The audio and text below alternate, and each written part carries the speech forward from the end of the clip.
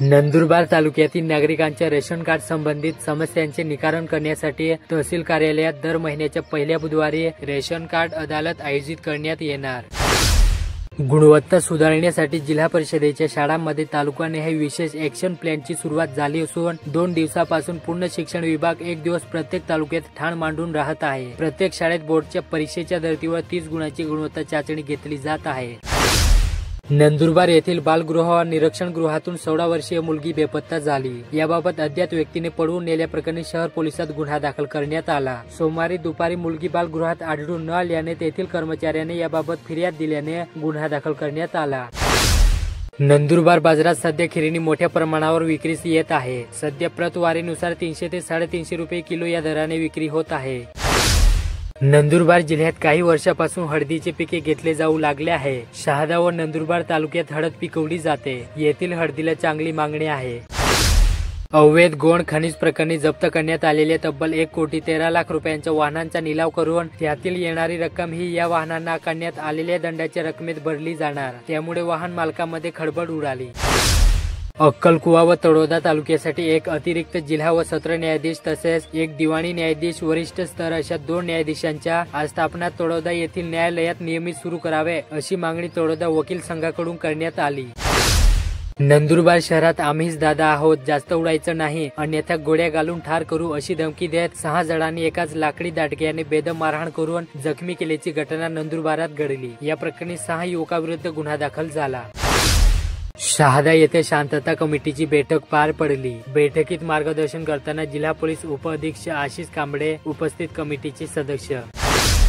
शहादा तालुक्यातील जयनगर येथे ग्रामपंचायतीच्या वतीने नव्याने टाकण्यात आलेल्या शुद्ध पाणी पुरवठा केंद्राचे व महिला बचत गट कार्यालयाचे उद्घाटन गट विकास अधिकारी विकास राठोड यांच्या हस्ते करण्यात आले।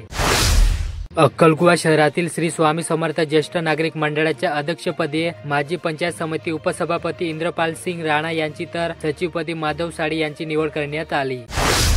अक्कलकुवा तालुक्यातील वडफळी रस्ता उखलीपाडा रस्त्यावरील पूल जीर्ण झाला असून वाहनधारकांसाठी धोकादायक ठरू लागले। या रस्त्यावर अनेक ठिकाणी भाग खचून धोकादायक झाले आहेत। दळगाव येथे जाण्यासाठी नंदुरबार आगाराने जास्त बस सोडण्याची मागणी प्रवाशांची आहे। प्रवाशांच्या सोयीसाठी सकाळी सुटणारी बस सायंकाळी दळगाव येथून परत येईल अशी सोय करण्याची अपेक्षा व्यक्त होत आहे।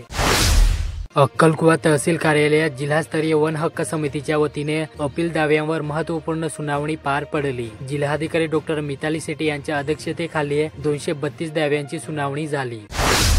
नवापूर तालुक्यातील चिंचपाडा वन क्षेत्रातील देवडीपाडा येथे वन क्षेत्रात लागणारे वडवे विझवण्यासाठी वन संवर्धनाबाबत मार्गदर्शन कार्यशाळा घेण्यात आली।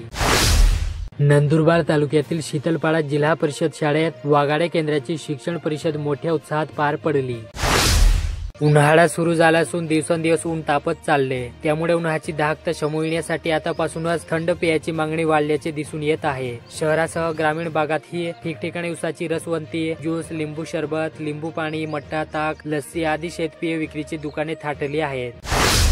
तळोदा तालुक्यातील रोजा पुनर्वसन क्रमांक 4 येथील जिल्हा परिषद उच्च प्राथमिक आदर्श शाळेच्या विद्यार्थ्यांनी एकलव्य मॉडेल रेसिडेन्शियल परीक्षेत यश संपादन केले असून शाळेच्या 6 विद्यार्थ्यांची निवड झाली। उन्हाचा पारा दिवसेंदिवस वाढतच चालला। वाढत्या उन्हामुळे माणूसच काय तर गुरांचाही हाल होत आहे। तथापि हातावर पोट असणारे या उन्हाचं काही घेणं देणं नाही। धानोरा रोड नंदुरबार येथून एका 16 वर्षीय अल्पवयीन मुलीस अज्ञात व्यक्तीने पळवून नेल्याची घटना घडली। याबाबत दिनांक 25 मार्च रोजी अज्ञात व्यक्तीविरुद्ध गुन्हा दाखल करण्यात आला।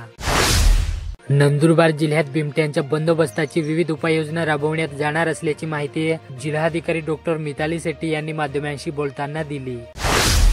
नंदुरबार जिल्ह्यात नागरिकांना बँक, रस्ते सुविधा उपलब्ध करण्यासाठी उपाययोजना राबवण्यात येणार, जिल्हाधिकारी डॉक्टर मिताली शेट्टी।